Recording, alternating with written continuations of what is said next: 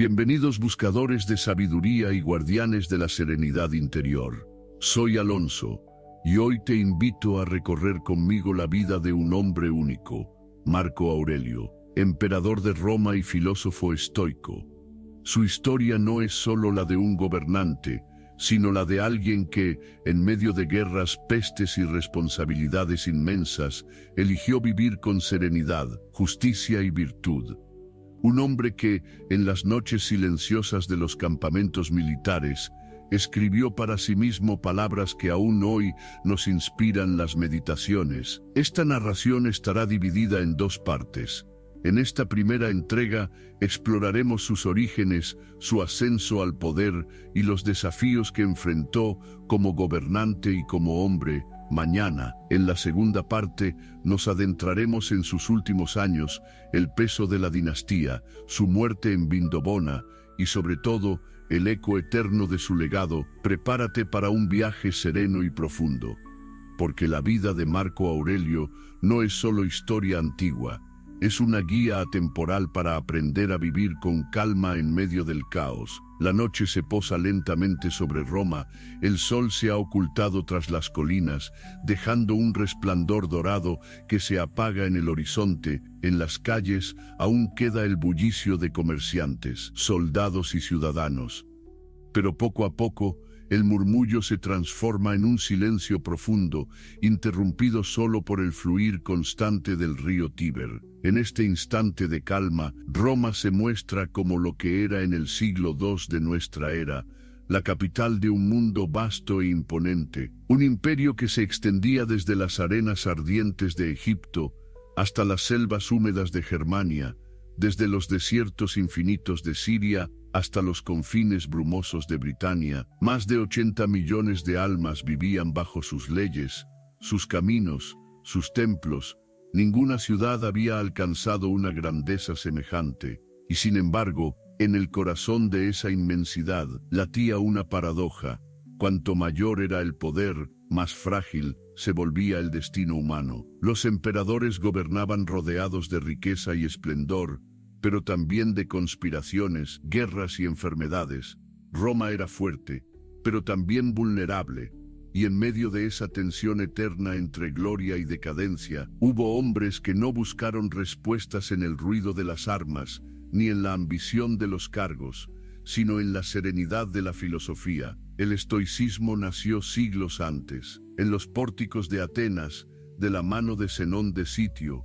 Allí, bajo la sombra de columnas de piedra, enseñaba que la verdadera libertad no depende de lo que poseemos, ni del cargo que ocupamos, ni de la fortuna que nos sonríe o nos abandona.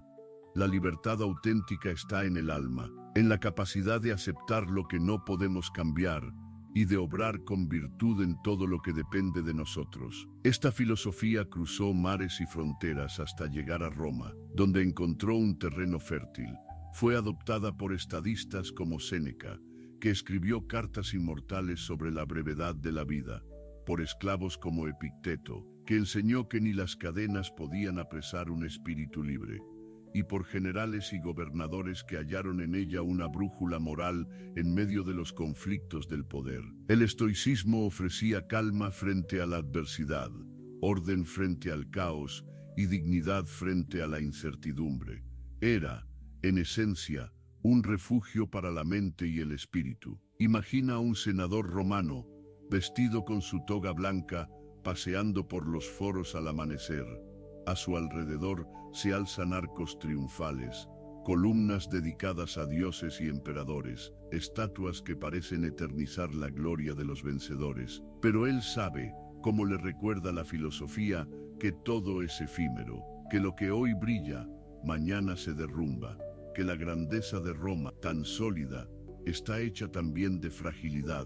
En esta tensión entre lo eterno y lo transitorio, el pensamiento estoico se convirtió en un consuelo, y sería en este mismo contexto donde aparecería un hombre, destinado a encarnar, como nadie antes ni después, ese equilibrio entre poder absoluto y serenidad interior, Marco Aurelio. Marco Aurelio no fue un hombre común.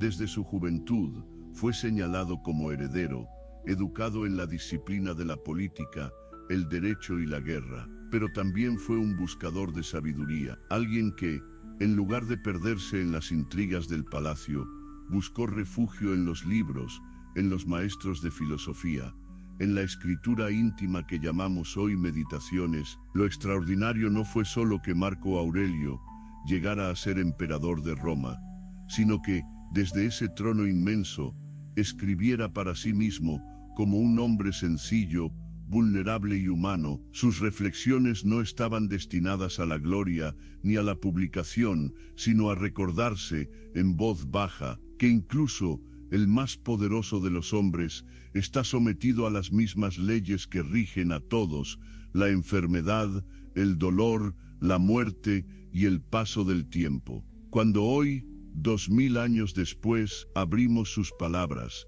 sentimos todavía el eco de su voz serena. Una voz que habla de la brevedad de la vida, de la importancia de obrar con justicia, de la necesidad de mantener la calma ante lo inevitable.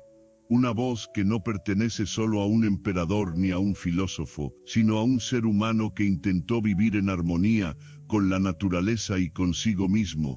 El prólogo de esta historia nos sitúa entonces en el cruce de dos mundos: el del poder terrenal más inmenso que ha conocido Occidente, y el de la sabiduría silenciosa que recuerda que todo poder es fugaz. Y en esa encrucijada entre el esplendor de Roma y la profundidad del estoicismo, surge la figura de Marco Aurelio, el emperador filósofo.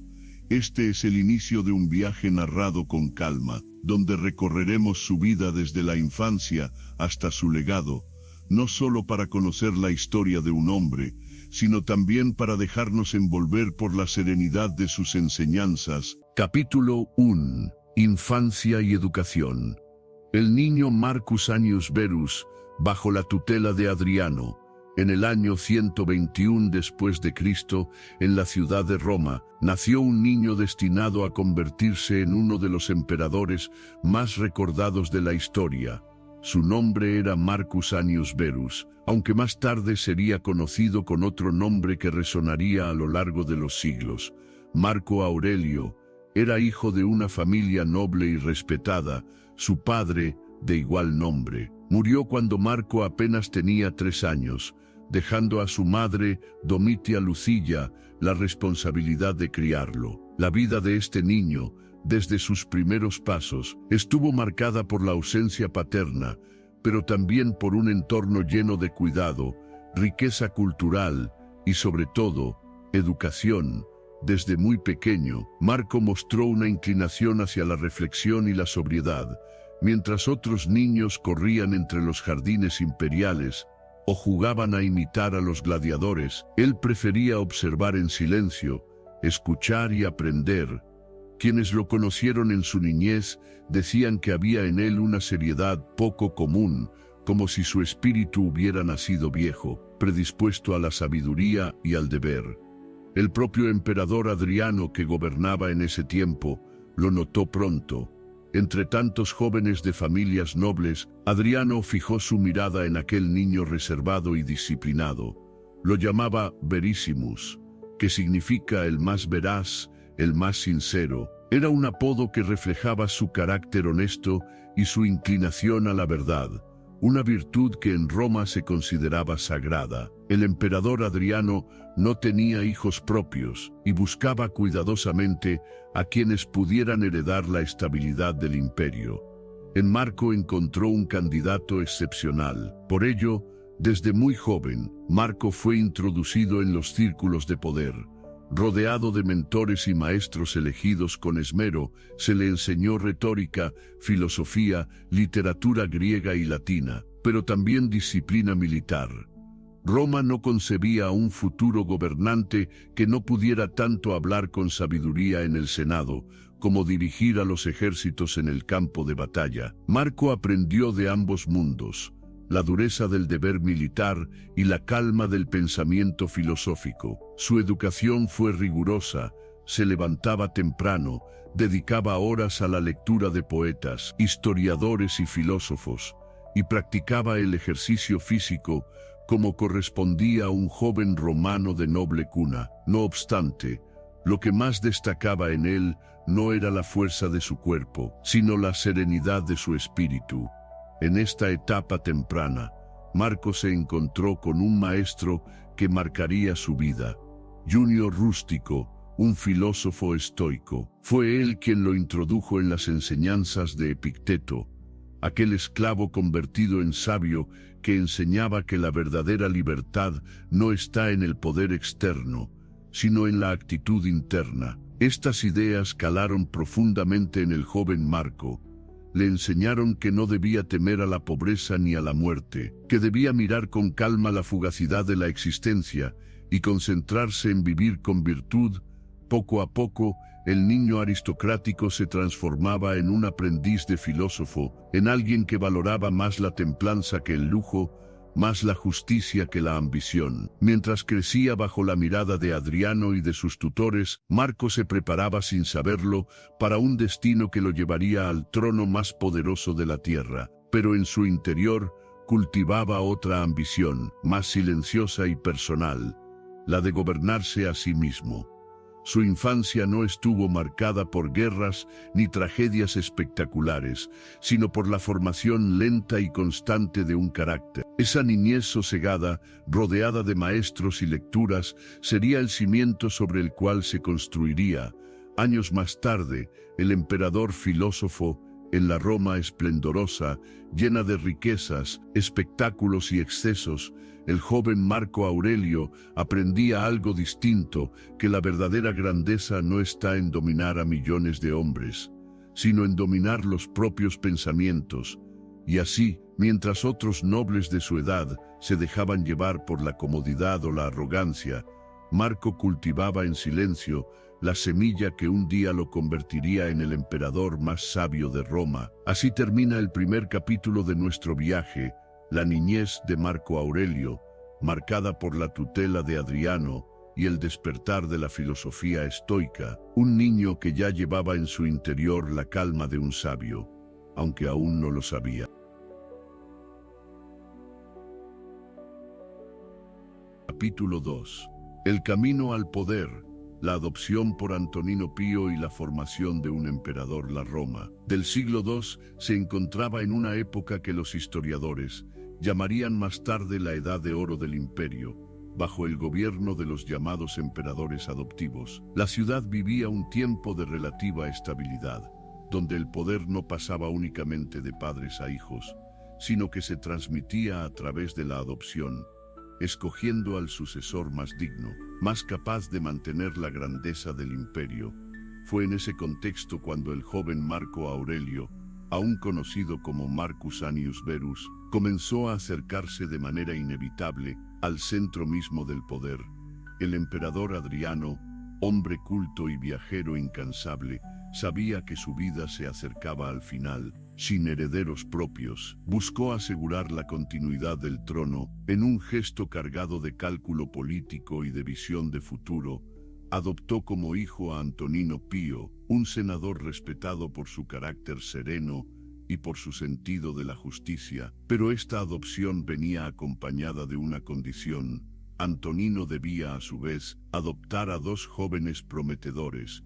Uno de ellos era Lucio Vero, y el otro, aquel muchacho serio, disciplinado y reflexivo que Adriano había apodado Verissimus, Marco Aurelio.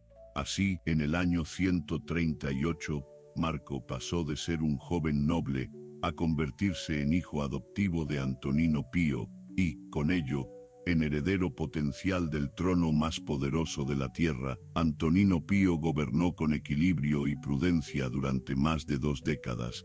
No fue un emperador conquistador, sino un administrador paciente, dedicado a preservar la estabilidad que Roma tanto necesitaba. Bajo su protección, Marco creció como un verdadero príncipe, pero también como un aprendiz de filosofía y de gobierno. De Antonino aprendió la calma en la toma de decisiones, la importancia de la clemencia y el respeto por las leyes. Más tarde, Marco recordaría con gratitud este ejemplo de rectitud y serenidad, escribiendo en sus meditaciones que de Antonino había aprendido la calma y la constancia en el trabajo, el rechazo al exceso, la firmeza en la justicia y la disposición a escuchar a los demás. Era, sin duda, una educación no solo intelectual, sino también moral. Durante este tiempo, Marco continuó sus estudios con los mejores maestros de Roma, practicaba la retórica con oradores célebres, leía a los poetas griegos y a los filósofos, se ejercitaba en el arte de la lógica, por supuesto, seguía profundizando en la doctrina estoica, lejos de dejarse seducir por los lujos de la corte, vestía con sencillez, comía con moderación y prefería dedicar sus noches a la lectura y la escritura. Quienes lo rodeaban notaban que, a pesar de su posición privilegiada, se comportaba con humildad y disciplina, como si fuera consciente de que su destino exigía una vida diferente. A menudo sufría de salud frágil, fiebres, dolencias estomacales, cansancio constante, pero esto no lo debilitaba espiritualmente. Al contrario, lo empujaba a cultivar la fortaleza interior, esa convicción de que el cuerpo puede ser vulnerable, pero la mente puede mantenerse firme. Mientras Roma disfrutaba de la prosperidad bajo Antonino Pío, Marco se iba preparando lentamente para el día en que tendría que asumir el mando. Su vida era un equilibrio delicado entre dos mundos, el del poder político que exigía astucia y firmeza, y el de la filosofía que pedía templanza, autocontrol y desapego. Esta tensión marcaría toda su existencia. Ser al mismo tiempo un emperador que debía gobernar ejércitos y provincias, y un hombre que buscaba vivir en paz consigo mismo. Con el paso de los años, se hizo evidente que Marco Aurelio estaba destinado a suceder a Antonino Pío. Aunque compartía la adopción con Lucio Vero, todos veían en Marco al verdadero heredero espiritual y moral de su padre adoptivo. El joven filósofo se encontraba, sin proponérselo, en el umbral de un destino inmenso. Había sido educado con rigor, había aprendido de maestros sabios, había observado con atención el arte de gobernar, pero lo más importante, había cultivado en silencio un alma preparada para enfrentar la fugacidad de la vida y el peso del deber. En aquel tiempo, aún no era emperador, pero ya brillaba en él una virtud rara en el mundo romano, la de un hombre que buscaba reinar, no sobre los demás, sino sobre sí mismo. Así se cierra este capítulo, el ascenso de Marco Aurelio hacia la cumbre del poder, guiado por la mano de Antonino Pío y la sombra lejana de Adriano, un camino que no era de ambición, sino de deber.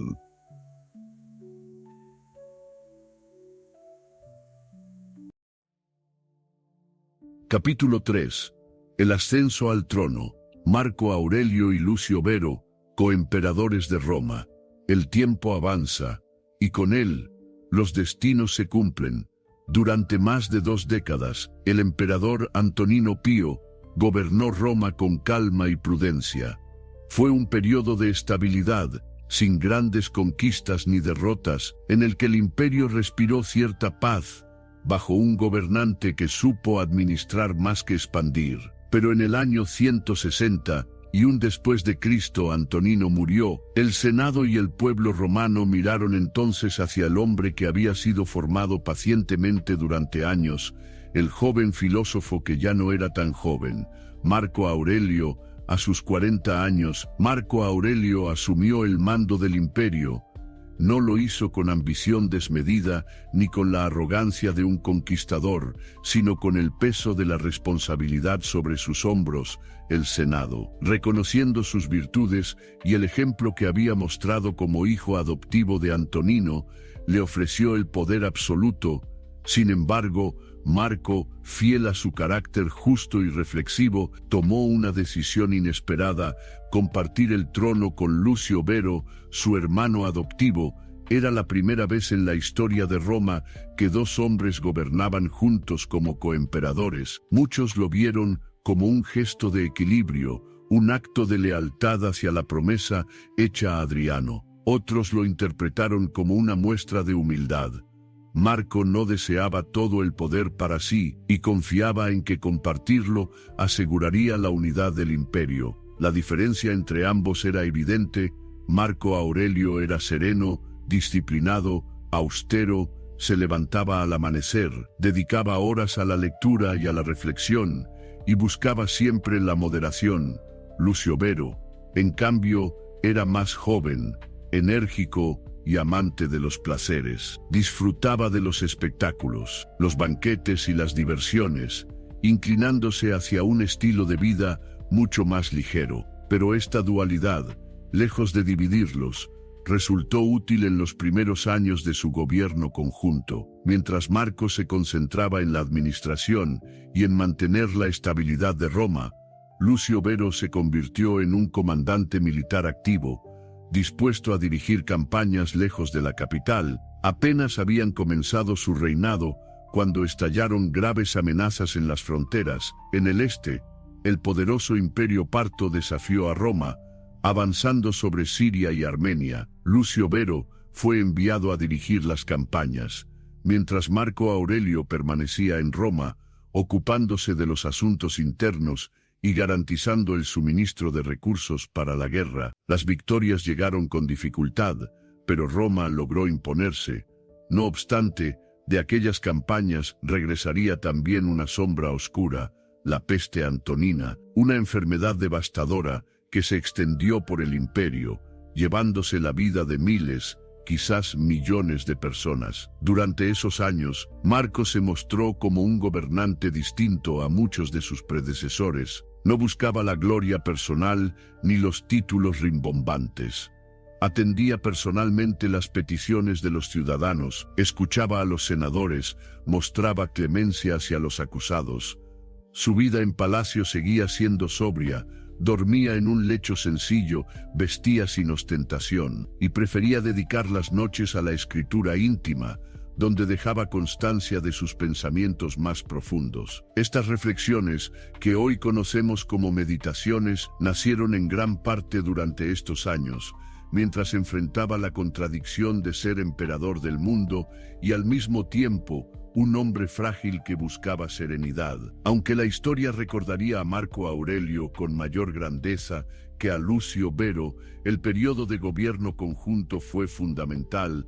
Demostró que, incluso en un trono donde las ambiciones suelen dividir y destruir, era posible compartir el poder con lealtad y respeto. Roma, en esos primeros años, se mantuvo firme, dirigida por dos hombres distintos, pero unidos por un mismo destino. Así concluye este capítulo, el momento en que Marco Aurelio deja de ser heredero y se convierte en gobernante, no en soledad, sino al lado de Lucio Vero, un trono compartido, un imperio en equilibrio frágil, y un filósofo que comienza a escribir, en silencio, las palabras que lo acompañarían en las pruebas que estaban por venir.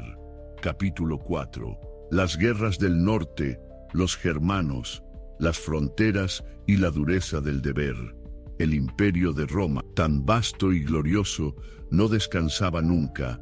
Mientras el sol iluminaba las columnas del foro y los mercados de la capital, en las fronteras lejanas del norte, la realidad era muy distinta.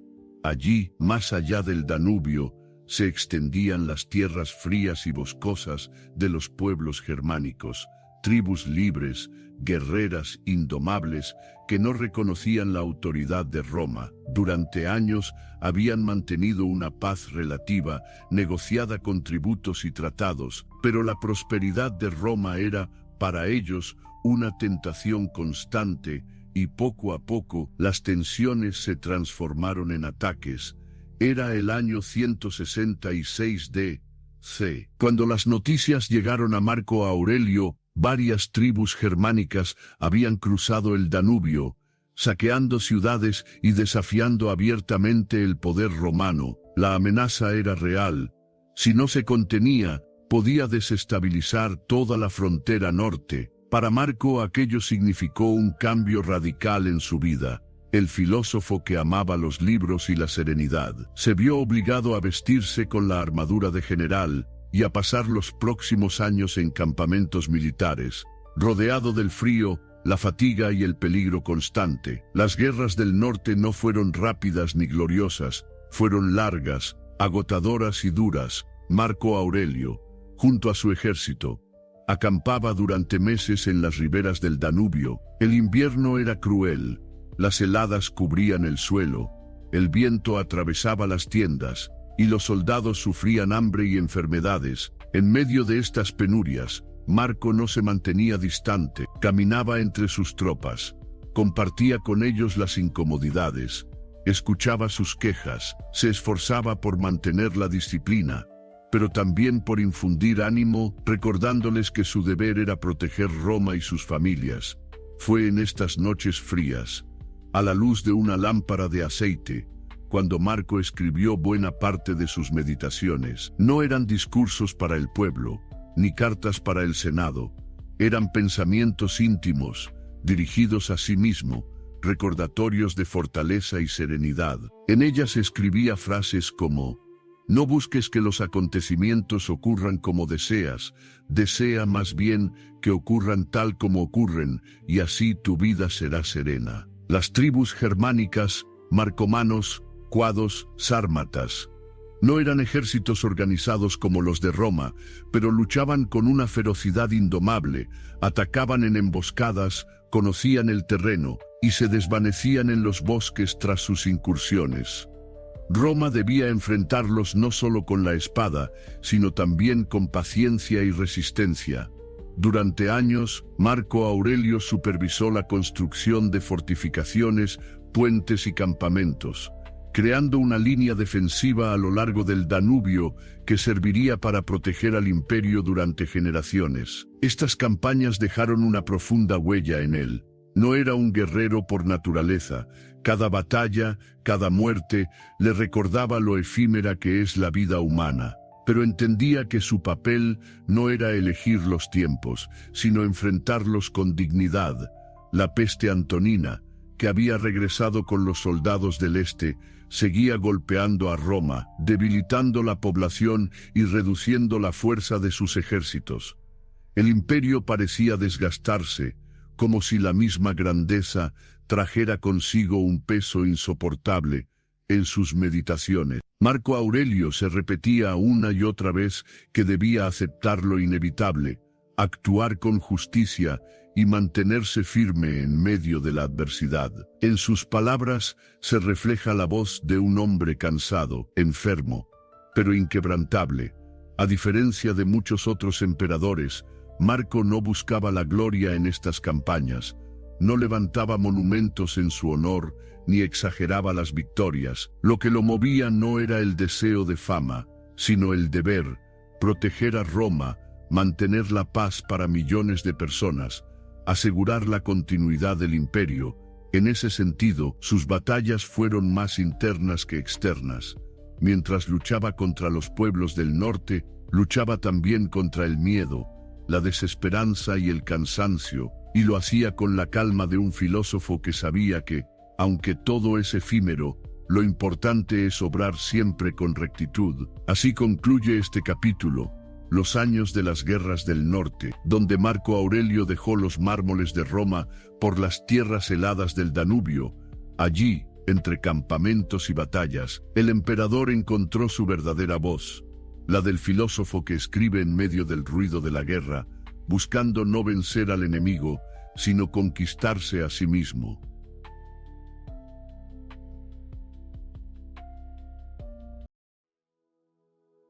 Capítulo 5.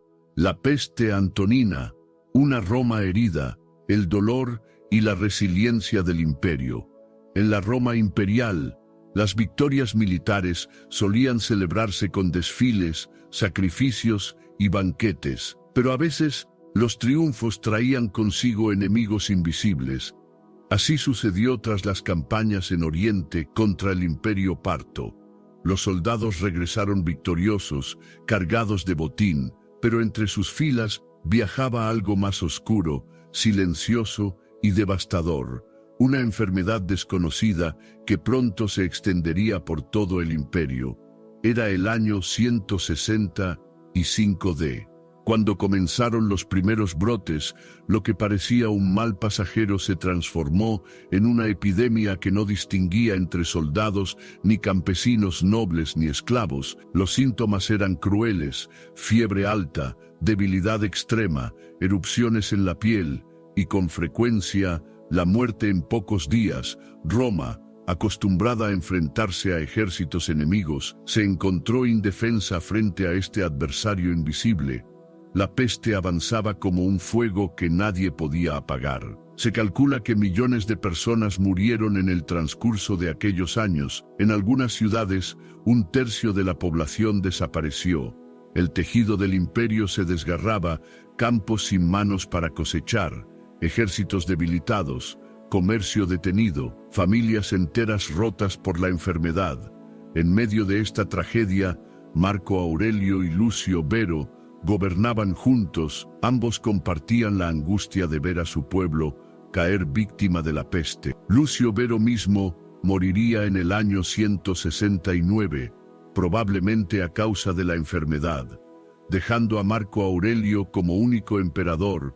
Para Marco, aquello fue una herida personal y política. Perdía a su hermano adoptivo y compañero de gobierno, y al mismo tiempo debía enfrentar un imperio que parecía tambalearse bajo el peso de la peste y de las amenazas en las fronteras. Las calles de Roma, antes bulliciosas, se llenaron de silencio y temor. Los templos vieron multiplicarse los sacrificios y oraciones a los dioses, buscando protección en las provincias. Aldeas enteras quedaban despobladas. El miedo recorría cada rincón del imperio, recordando a todos que ni la grandeza de Roma podía detener el poder de la naturaleza. Pero, en medio del dolor, también surgieron gestos de humanidad.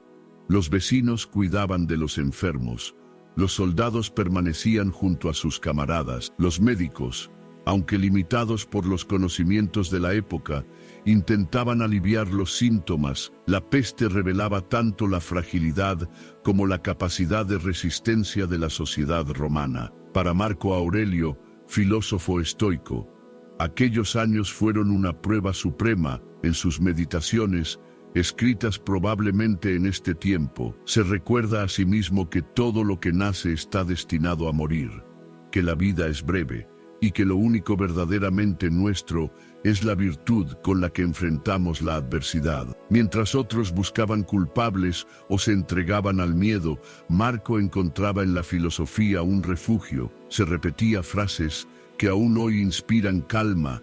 No es la muerte lo que debe temerse, sino nunca haber comenzado a vivir conforme a la naturaleza. Sus escritos no eran discursos para levantar al pueblo, sino consejos íntimos para mantener su propia serenidad en medio del caos, palabras que, sin proponérselo, terminarían trascendiendo siglos como un testimonio de resiliencia frente a la desgracia. La peste no destruyó a Roma, aunque la debilitó profundamente. El imperio resistió gracias a su capacidad de organización, a sus caminos, a su red de ciudades y sobre todo a la fortaleza de millones de personas que aún en medio del dolor siguieron adelante. Marco Aurelio se convirtió en símbolo de esa resistencia. No huyó de la crisis, no se escondió en palacios alejados, sino que se mantuvo en el frente, gobernando, escribiendo, recordando que incluso en las horas más oscuras, la virtud puede ser una luz. Así concluye este capítulo, los años de la peste antonina, una tragedia que mostró la vulnerabilidad del imperio, pero también la fortaleza interior de un gobernante que no dejó que el dolor quebrara su espíritu. Roma estaba herida, pero aún en pie, y Marco Aurelio, más que nunca, era el emperador filósofo. Capítulo 6. El filósofo en el poder. Como Meditaciones nace en las campañas militares. Imagina una noche helada en las orillas del Danubio. El viento recorre los bosques oscuros, las hogueras parpadean en los campamentos, y el murmullo de los soldados se mezcla con el crujir de la madera húmeda que arde lentamente. En medio de este escenario de guerra y fatiga, el emperador de Roma, el hombre más poderoso del mundo, se sienta en silencio dentro de su tienda. Ante él no hay consejeros ni generales, sino un rollo de papiro y un cálamo impregnado en tinta. Mientras fuera el imperio libra batallas contra los pueblos germánicos, dentro Marco Aurelio libra una batalla diferente, la de dominar sus pensamientos y mantener la calma frente a la adversidad. De estas noches de reflexión nacería una de las obras más íntimas y universales de la filosofía, las Meditaciones. Lo extraordinario de Meditaciones es que no fue escrita para ser publicada ni difundida, no era un tratado pensado para discípulos, ni un discurso para el Senado, era un diálogo íntimo, casi un susurro, en el que Marco Aurelio se recordaba a sí mismo cómo debía vivir, cómo debía actuar y cómo debía enfrentar la fugacidad de la existencia. En estas páginas, Marco no habla como emperador, sino como un hombre común que se enfrenta al miedo, a la ira, a la tristeza y al cansancio. Sus reflexiones son consejos personales. No dejes que tu mente se turbe por lo que no puedes controlar. La muerte es natural. Acógela como parte del orden de la naturaleza. Si lo correcto está en tu mano, no esperes, hazlo. Cada frase era un recordatorio en medio del ruido de la guerra, un ancla para no perder la serenidad en circunstancias donde cualquier otro se habría dejado llevar por la desesperación. Las Meditaciones nacieron en un tiempo de hierro y sangre. Mientras Marco escribía, Roma libraba batallas encarnizadas contra los marcomanos y los cuados. Sus ejércitos sufrían hambre, frío y enfermedades. La peste aún asolaba algunas regiones. Y sin embargo, en esas mismas condiciones extremas, él encontraba un espacio de calma interior. Allí, donde todo parecía caos, surgía una voz tranquila que recordaba que la virtud y la serenidad no dependen de las circunstancias externas, sino de la actitud del alma. Era, en cierto modo, un milagro que el emperador, rodeado de violencia y sufrimiento, dejara como legado un libro que habla de paz, aceptación y templanza. Las Meditaciones muestran que Marco Aurelio no se veía a sí mismo como un hombre excepcional. Constantemente se recordaba que era mortal, que la gloria es efímera, que la riqueza no tiene valor verdadero, que la única medida de una vida es la rectitud de las acciones. Escribía frases para mantener la humildad. No eres mejor que los demás porque gobiernes sobre ellos, solo eres un hombre que debe obrar con justicia. Así como las olas del mar golpean una y otra vez la costa, así llegan las dificultades. Tu deber no es impedirlas, sino resistirlas con firmeza. Estas reflexiones no buscaban impresionar a nadie, pero con el paso de los siglos se convirtieron en uno de los textos más influyentes de la historia. Para Marco, escribir era un refugio. No podía controlar el curso de la peste, ni las rebeliones de las tribus, ni las traiciones de la política, pero sí podía controlar su manera de enfrentarlas. Cada página escrita era como encender una lámpara en medio de la oscuridad. No disipaba toda la noche, pero iluminaba lo suficiente para dar un paso más con firmeza. En ese acto íntimo, casi secreto, Marco Aurelio se transformaba no solo en emperador, sino en discípulo de sí mismo, en aprendiz constante de la vida. Así concluye este capítulo. Mientras los ejércitos romanos luchaban en los bosques del norte, Marco Aurelio escribía en silencio las palabras que trascenderían siglos. Un emperador que gobernaba a millones, pero que nunca dejó de buscar gobernarse a sí mismo. De la dureza de la guerra nació, paradójicamente, una de las obras más serenas de la humanidad.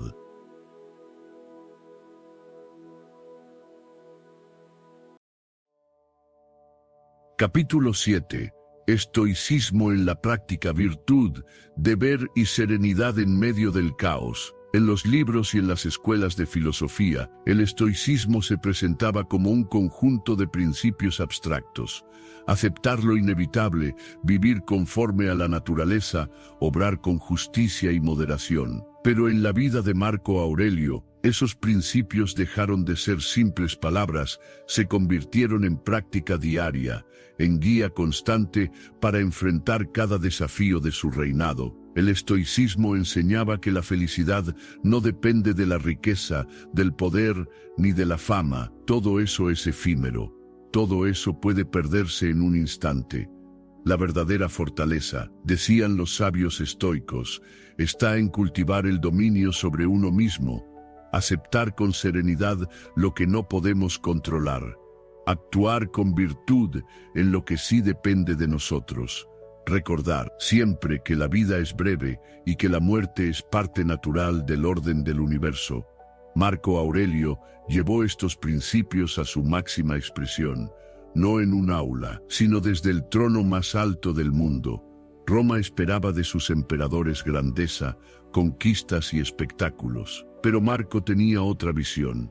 Para él, gobernar significaba practicar la justicia. En sus meditaciones se repetía: lo que no es bueno para la colmena, no es bueno para la abeja. Con esto quería recordarse que el bienestar de cada individuo dependía del bien común. En su gobierno, Marco fue conocido por escuchar con paciencia a los senadores, por no ceder a la ira y por mostrar clemencia incluso con quienes lo traicionaban. No gobernaba con miedo ni con mano de hierro, sino con el ejemplo de la templanza. En los años de campaña en el norte, cuando el frío calaba hasta los huesos y los soldados sufrían hambre y enfermedad, Marco Aurelio mantenía una disciplina distinta, no exigía lujos para sí mismo, dormía en un lecho sencillo, comía lo mismo que sus tropas, y dedicaba horas a conversar con sus generales y soldados, infundiéndoles ánimo. Los testigos de aquella época decían que lo que lo distinguía no era su fuerza militar, sino su calma. En medio de la confusión de la guerra, parecía siempre mantener la mente clara, guiada por una brújula interior. La virtud, la peste antonina, las batallas, las traiciones, todo le recordaba constantemente la fragilidad de la vida. Pero lejos de hundirse en la desesperación, Marco se aferraba a la visión estoica. La muerte no es un mal, sino una parte natural de la existencia. El tiempo que tenemos es breve, y lo único que podemos hacer es vivirlo con rectitud. El recuerdo de la muerte no debe causar miedo, sino impulsar a vivir con más sentido. Así, mientras muchos se paralizaban ante el terror, Marco encontraba serenidad.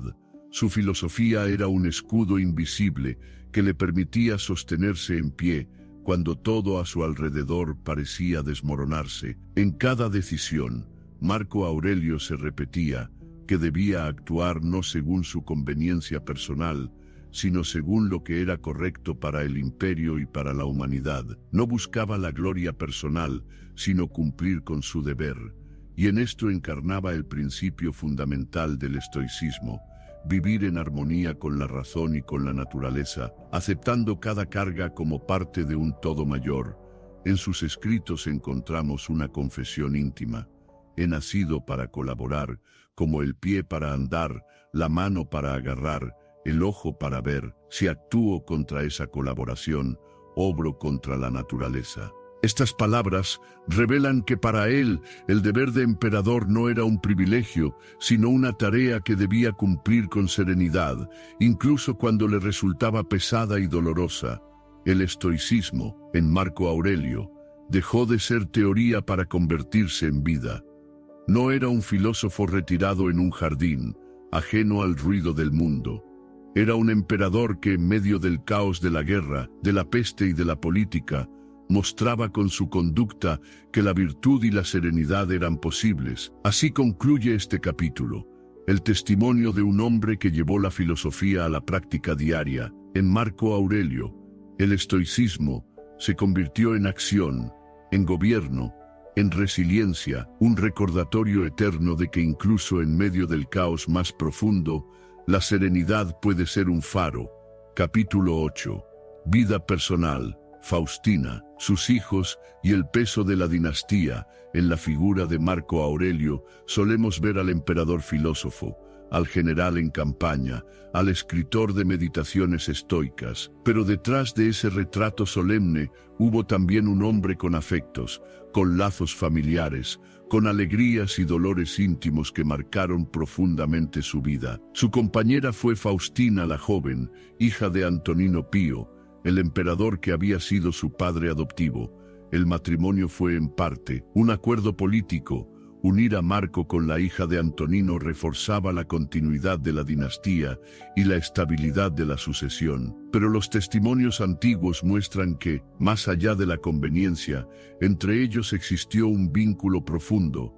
Faustina acompañó a Marco durante gran parte de su vida, incluso en las campañas militares, algo inusual en la Roma de su tiempo. Se decía que compartía con él no solo el lujo de palacio, sino también las incomodidades de los campamentos, viviendo en tiendas junto a las tropas, afrontando las mismas penurias que el emperador y su ejército. Marco, en sus escritos, muestra un afecto sincero hacia ella, reconociendo su apoyo constante, aunque los rumores de la época alimentados por enemigos políticos insinuaban infidelidades de Faustina.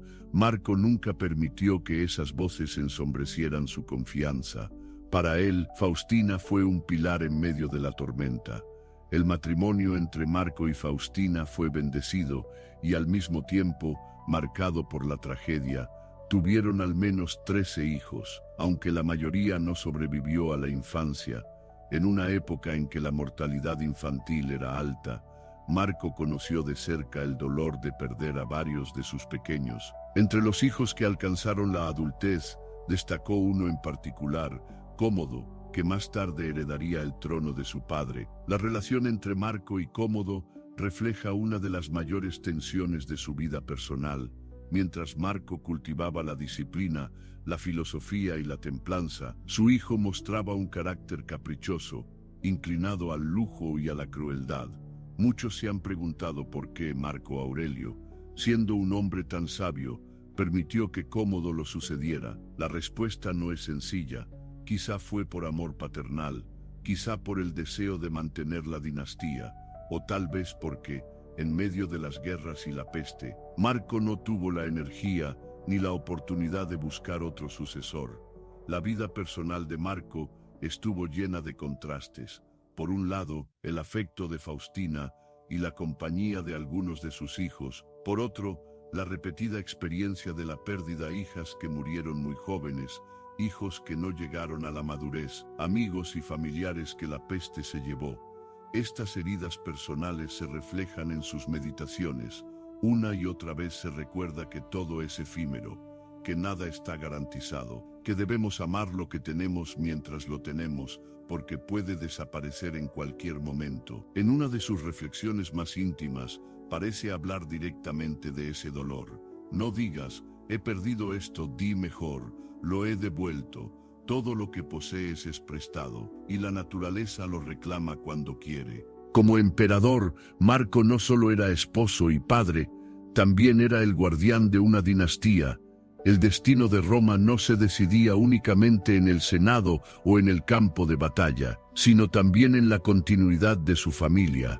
Este peso fue quizás uno de los más duros para él. Equilibrar el amor a sus hijos con la necesidad de preparar a un heredero digno. El hecho de que Cómodo, con todas sus debilidades, llegara finalmente al trono, muestra que incluso los más sabios están sujetos a las limitaciones de la vida y a la incertidumbre del futuro. Así concluye este capítulo, la vida íntima de Marco Aurelio, marcada por el amor hacia Faustina, por la alegría y el dolor de una familia numerosa, y por la carga de asegurar una sucesión que terminaría en manos de Cómodo. Un recordatorio de que incluso un emperador filósofo no está libre de los sufrimientos más humanos, el amor, la pérdida y la incertidumbre de los hijos.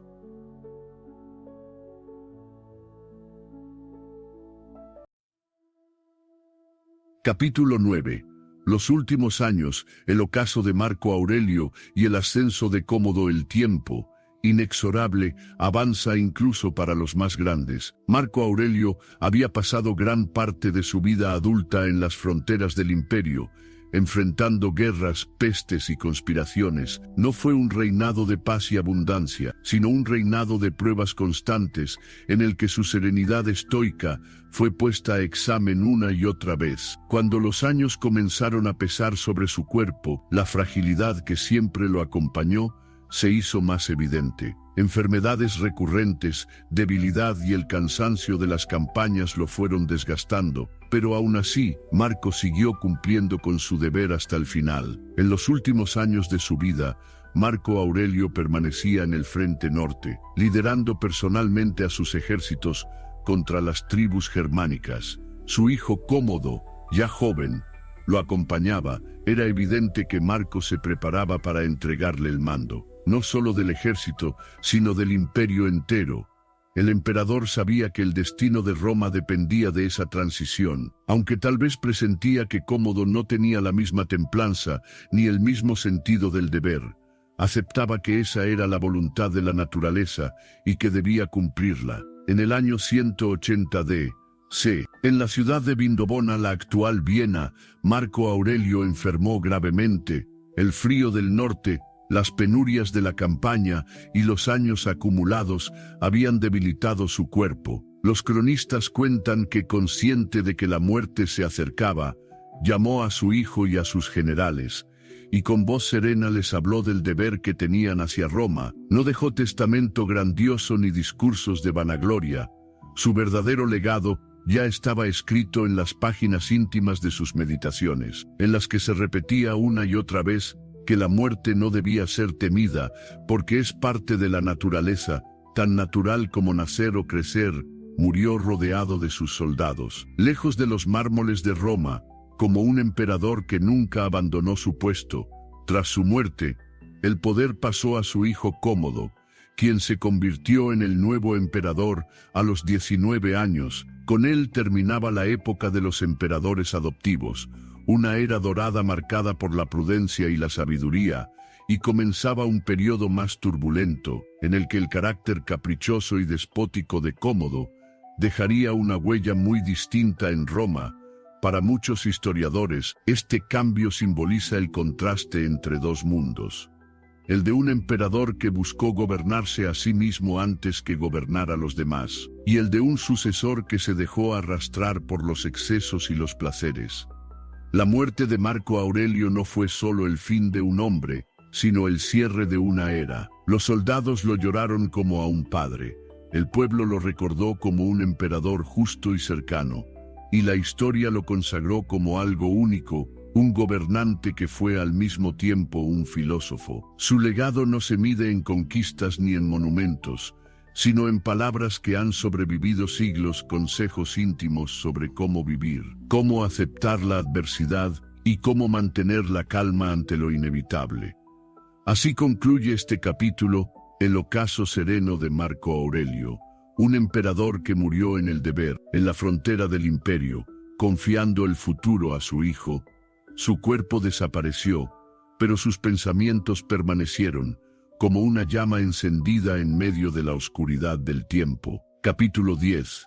Su legado eterno, el emperador filósofo y el eco del estoicismo en la historia. La vida de Marco Aurelio terminó en un campamento del norte, lejos de la grandeza de los foros romanos. Sin embargo, su figura trascendió mucho más allá de las fronteras del imperio y de los siglos que lo vieron vivir, porque Marco Aurelio no solo fue recordado como un emperador justo, sino como el único gobernante que encarnó, al mismo tiempo, el poder absoluto de Roma y la humildad de un filósofo. Lo más asombroso de su legado es que nunca buscó dejarlo.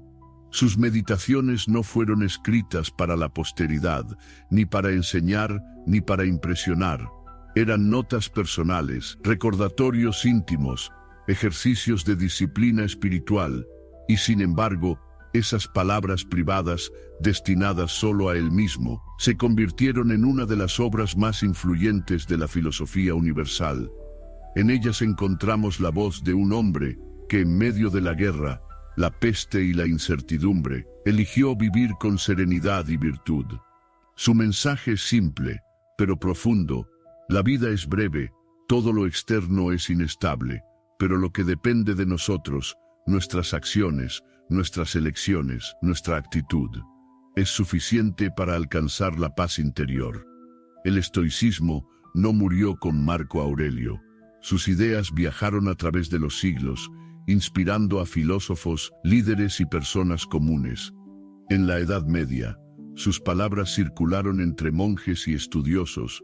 En el Renacimiento, los humanistas lo redescubrieron como modelo de equilibrio entre poder y sabiduría, y en la modernidad, pensadores políticos y escritores encontraron en él un guía para resistir la adversidad. Incluso hoy, en un mundo tan distinto al suyo, las meditaciones siguen siendo leídas como un manual de vida serena. Quien abre sus páginas encuentra consejos que no han perdido vigencia: cómo lidiar con la ira, cómo aceptar la muerte, cómo actuar con justicia, cómo hallar calma en medio del caos. Roma tuvo muchos emperadores, conquistadores como Trajano, constructores como Augusto, tiranos como Nerón, excéntricos como Cómodo, pero solo uno fue llamado el emperador filósofo, y no porque se encerrara en bibliotecas alejadas del mundo, sino porque llevó la filosofía a la práctica diaria, a la vida más exigente que un ser humano podía tener,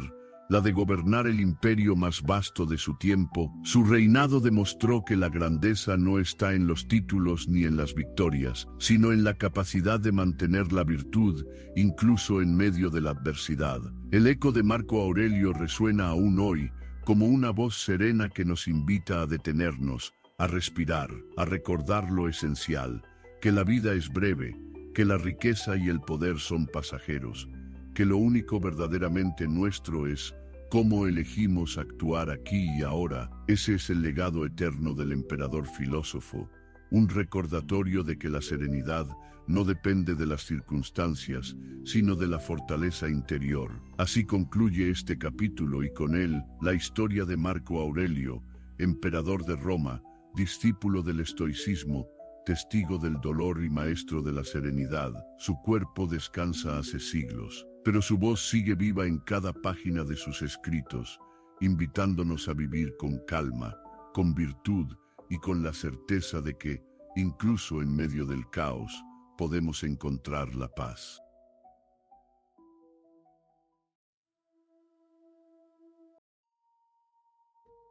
Capítulo 11. El filósofo en el poder.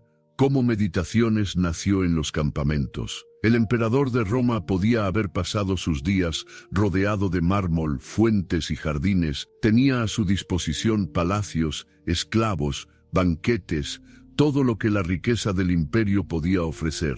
Pero el destino de Marco Aurelio no fue el del lujo ni el descanso. Gran parte de su vida la pasó lejos de la capital, en los confines del norte, bajo un cielo frío y gris, rodeado de tiendas de campaña y del murmullo constante de los ejércitos. En esos campamentos, en noches solitarias junto al Danubio, Marco Aurelio se convirtió, más que en emperador, en filósofo. Fue allí, entre la dureza de la guerra y la incertidumbre del mañana, donde escribió las páginas íntimas que conocemos como las Meditaciones. Imagina una de esas noches. Los soldados duermen tras largas marchas. El aire helado se cuela entre las lonas, a lo lejos un perro ladra y el río corre oscuro bajo la luz de la luna. En su tienda, iluminado apenas por una lámpara de aceite, el emperador se inclina sobre un pergamino. Con la misma calma con la que otro guerrero afilaría su espada, Marco toma el cálamo y comienza a escribir. No escribe para la posteridad. No dicta leyes, no redacta discursos, escribe para sí mismo.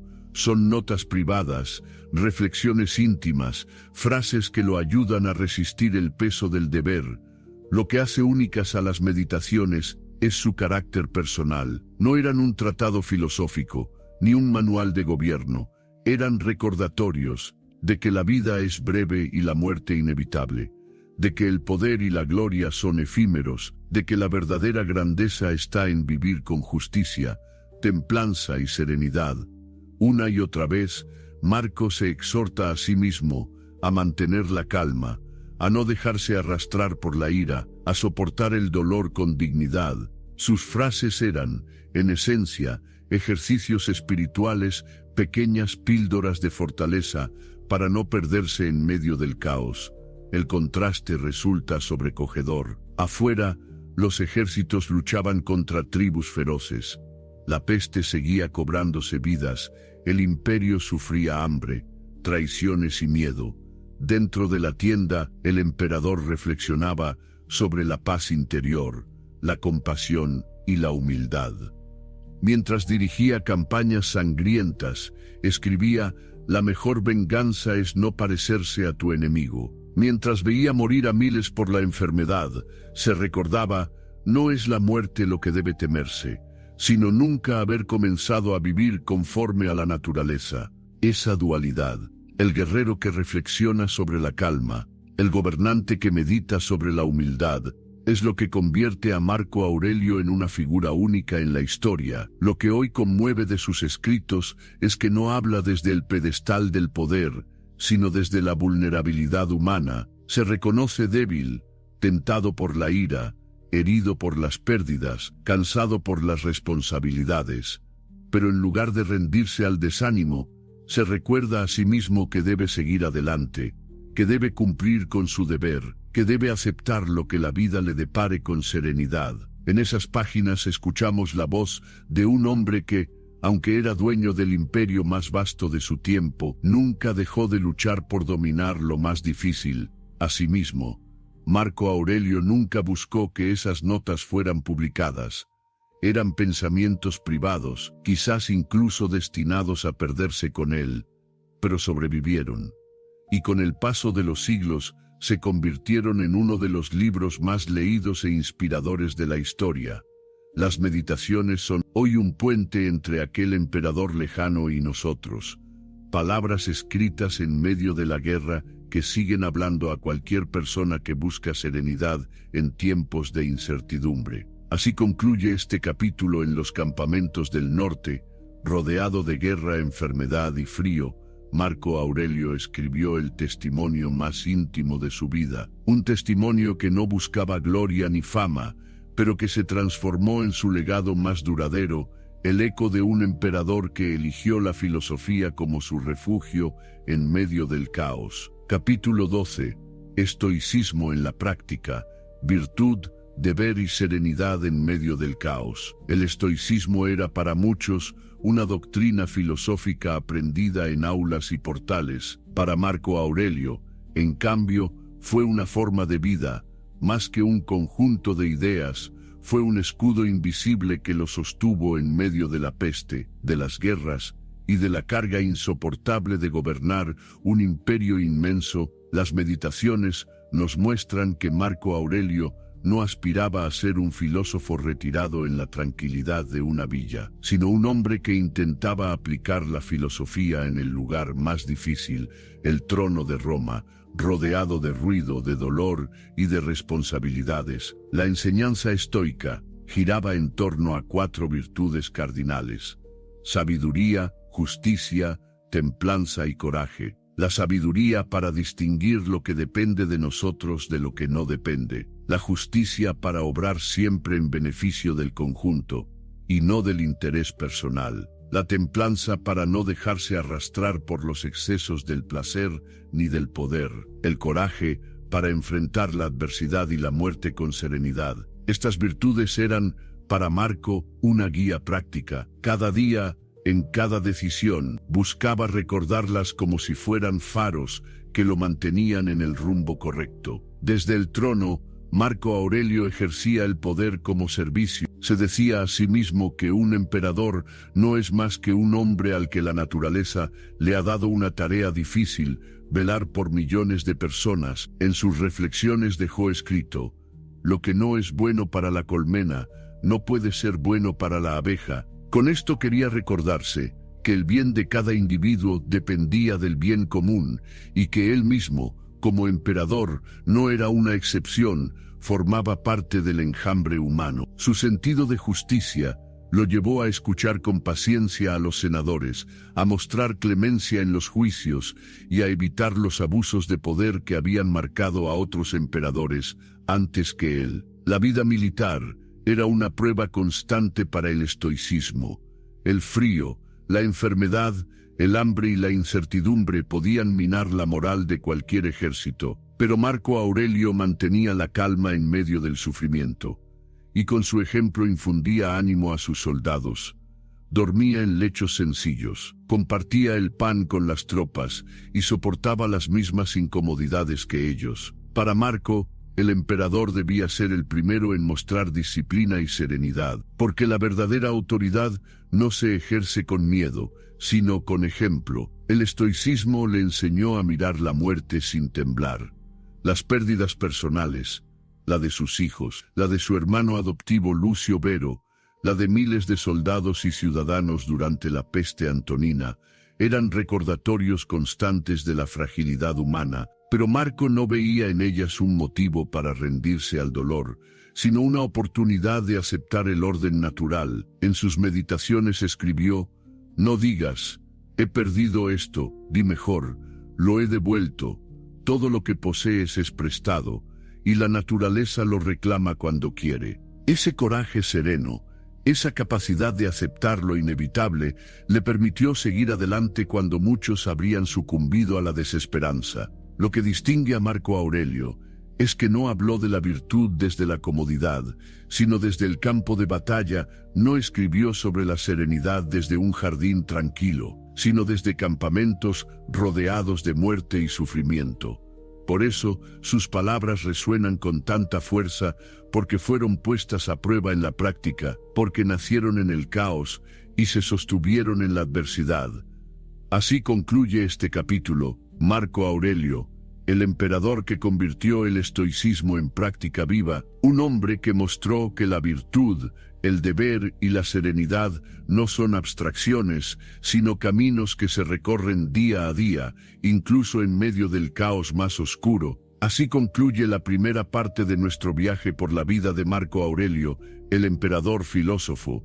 Hemos recorrido su infancia bajo la mirada de Adriano, su formación estoica, su ascenso al trono, junto a Lucio Vero, y las primeras pruebas que marcaron su reinado, la peste, las guerras y el peso inmenso del deber imperial. Pero esta es solo la mitad del relato. Mañana continuaremos con la segunda parte, donde descubriremos al Marco Aurelio más humano y profundo, el padre que amó a su familia, el comandante que escribió filosofía en medio del ruido de la guerra, el hombre que aceptó la muerte con serenidad, y el legado que dejó para toda la humanidad. Si esta historia te ha transmitido calma y reflexión, no olvides suscribirte y acompañarme mañana para descubrir el desenlace de la vida de uno de los hombres más sabios que jamás haya gobernado. Hasta entonces, recuerda, la serenidad se cultiva cada día, incluso en medio del caos.